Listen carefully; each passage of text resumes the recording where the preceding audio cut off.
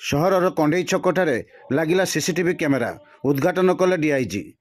ବାଲେଶ୍ୱର ସହରରେ ଟ୍ରାଫିକ୍ ଓ ଅପରାଧକୁ ନିୟନ୍ତ୍ରଣ କରିବା ପାଇଁ ପୋଲିସ ପ୍ରଶାସନର ସାଇବର ସେଫ୍ଟି ସଚେତନତା କାର୍ଯ୍ୟକ୍ରମ ଅନୁଯାୟୀ ପ୍ରୋଜେକ୍ଟ ସହଯୋଗରେ ସହରର ବିଭିନ୍ନ ଛକ ଓ ଜନଗହଳିପୂର୍ଣ୍ଣ ସ୍ଥାନରେ ସିସିଟିଭି କ୍ୟାମେରା ଲଗାଯାଇଛି।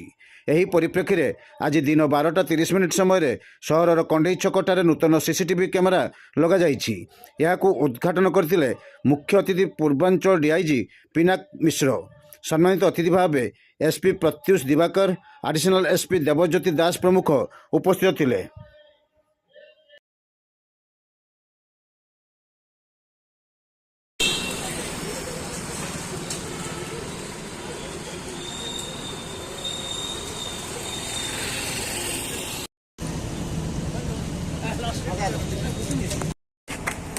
से दिखा कैमरा भी लगे थैंक